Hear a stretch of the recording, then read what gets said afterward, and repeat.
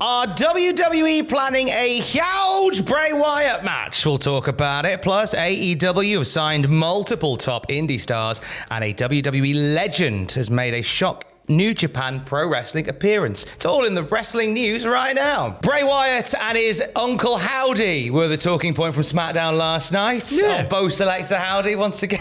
Hey, don't you rip on him. I thought it looked sinister in like a really kind of degraded, homemade way. Yes, I So- know. And he got a nice hat. It's a lovely hat. Yeah. Imagine eating that. You'd rip your mouth to pieces. Yeah. Oh. No, I looked at nearly every type of material hat that I could eat, and everybody was like, no, it'll just clog your intestines and you'll die.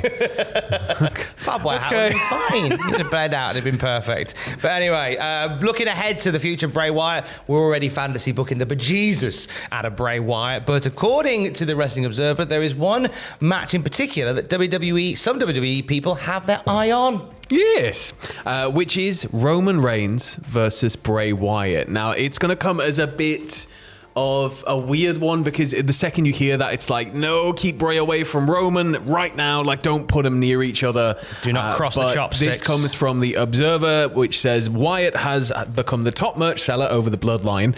And while it would be best to keep them apart for a while, the idea is that Reigns versus Wyatt could be the biggest program in a long time, since Wyatt is so hot right now. PW Insider reported that Wyatt is now listed on the depth chart internally as the top babyface on SmackDown, with McIntyre moved to the number 2 spot. And I don't want this. I don't want this quickly. Because the thing is, how do you do it? Okay, you could have Roman go after Bray, maybe. But then still, if Bray doesn't win the title, Bray's just come back to get rolled over by Roman. And then if Bray does win, then Bray's now got the belt. And I don't think Bray really needs the belt right now. I think Bray needs to have all this space to breathe and creatively express himself through these characters and the storyline that he's clearly heavily involved in. You can tell just by the way he's talking so passionately, and we know how he is as a person. So I don't think it's right to cross those streams right now. If you were somehow able to do it in a bubble, like it just happens, you do it, but then you lose the build, you lose the promotion, and it's a bit pointless.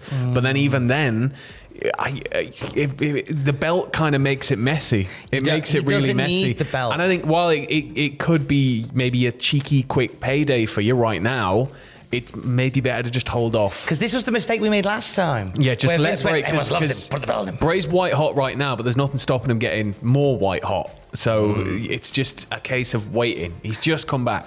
I don't think he even needs the belt ever. No, Like Jake the Snake Roberts never needed to be WWF champion. So No. he never was. And he's still one of the most iconic characters ever. And you can still say that Bray's a former champion. You can still do all of that. He's done all that. And he'll hold the belt again one day, like for sure. Of course he will. But it's right now, I don't want those streams to cross. No, all. Absolutely not. Over to the AEW stream, more signings according to PW Insider Elite. Bandido and Juice Robinson have signed on the dotted line. Now, the Bandido contract was one that we've seen coming for a little while. Yeah. He had that lastminute.com match with Chris Jericho on Dynamite, blew everybody's minds, and they were like running to him with pen and paper going, "Just put your name there!" Tony had a fax machine on wheels, just trying to scan it.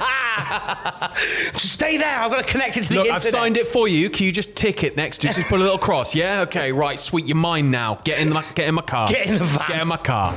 Get in my car. Get in my car, Bandido. Get in my car. And he just puts them on a shelf.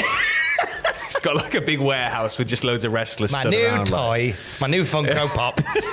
Juice Robinson, another guy who's impressed AEW guys lately. He had a cracker of a match with John Moxley that got a lot of people talking. So nice that both of these guys are officially on the books for the company. Who do you see Juice Robinson working with first of all? Anyone and everyone. I don't care. Everyone. It's Juice Robinson. I'm going to get to see him more regularly, wrestling on TV, and the excitement of, you know, because he's been through Impact. We've seen him kind of working in and around Impact, and that's been really cool. But the excitement of the caliber of talent on AEW's roster is just like tantalizing. And AEW is not afraid to be a little bit goofy and a little bit off the wall. And I think that's right up Juice Robinson's street, no matter what sort of person he's portraying, there's always just this element of unhinged weirdness to him. Yes. I love it. I absolutely love it. I'm a big fan of it as well. Lots of love for Tony Schiavone's son backstage as well. Have you seen this? Yeah. So Tony on AEW Unrestricted has revealed they've just hired a brand new producer to help backstage, and it's Mike Schiavone. Sorry, Matt Schiavone. Mike. Sorry, Mike Come Schiavone. on. Have you seen the news about Tony Schiavone's son? Oh my God, he's called Mike. No, he's not. Apologies to Mike Schiavone. Apologise to Tony as well. And to Tony. Sorry And to the family. Sorry to Tony, to Mike, to Matt, to Beth. The pets. Sparkles Their and cars. Jumper. Audi TT. Audi TT. Ooh. And a Vauxhall Astra. You've given Tony Schiavone a hairdresser car. No, he's got the Vauxhall Astra, mate. Matt Schiavone starts a producer working under the production team there. Tony says, I'm very proud of him. Maybe we can get him to talk to us sometimes. He works for Fox News in New York City for 15 years and as a producer there. So you go from Fox News and the news product to pro wrestling, two completely different things. It's still TV, though. It is, but I like the little Freudian slip there. Fox News and news, as in like real news, to pro wrestling. Yeah, but it's something where right there with what Tony was saying, it's something he wanted to do. It's exciting, the idea that we have another Schiavone in the mix, and even if it's not somebody we're going to see front and center on TV, it's just nice to see that it's sort of. I don't know. It's just nice to see there's like a second generation Schiavone now. Yeah, the wrestling has more than one Schiavone family. Motor City Machine Guns, we'll give some love to them. Last night it was New Japan's Battle on 44th Street, and they are the new New Japan Strong Openweight Tag Team Champions. Nice. Great shout for them, liking that. They beat Aussie Open as well as Kevin Knight and the DKC in a three-way to win those belts at Rumble on 44th Street. Did they bring them to Impact? Yeah, why not? I'm kind of liking that New Japan through this anniversary year have been slightly more willing to work with other people. I think it's a good one. I think if they take it to Impact, it's nice for Impact to have titles from elsewhere. We've got potentially the room for Impact titles in New Japan then as well, which maybe. I love the idea of that. Heath is on Desert Island Graps on Wednesday. He is. The brilliant Heath. And we get chatting about him and Rhino becoming tag champs in multiple promotions all of a sudden, which is amazing. Which for a team that were just slapped together, I love that they're still just out there killing it. I love it. And they're best of friends as well.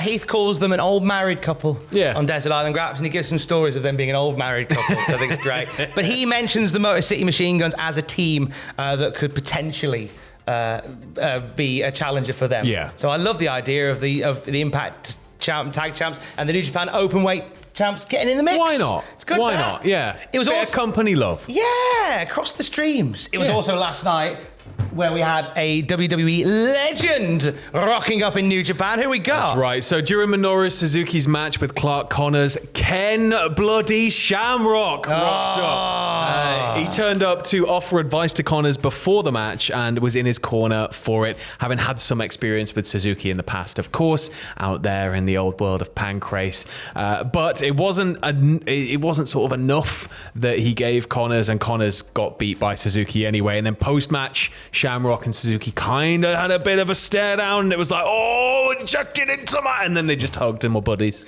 Are you a bit sad that we didn't get the... I'd love to just see them go at it unrestricted. Just, right, have an actual fight, lads. Let's see who wins. I'd love that. Maybe we will. I mean, I doubt this is the last time that we'll have Kenneth Shamrock. One last hurrah for Inokiism at the Tokyo Dome. Go on. Do you know what? That was the one comment that I saw under... They shared the video, watched the thing, and then they shared the GIF of them hugging. Yeah. And all the comments are like, Inokiism, Inokiism, Inokiism. Which we did a lovely video on a few weeks back, which you can watch on the channel. Antonio Inoki, a phenomenal character with some amazing stories. And a phenomenal human being as well. Oh my gosh, one of the best of all the people. And you can check out some amazing stories from him. And what a chin. Oh, what a chin. Smash through glass with that chin. We'll have more wrestling news as well throughout the day at cultaholic.com. Stay safe and love you, bye.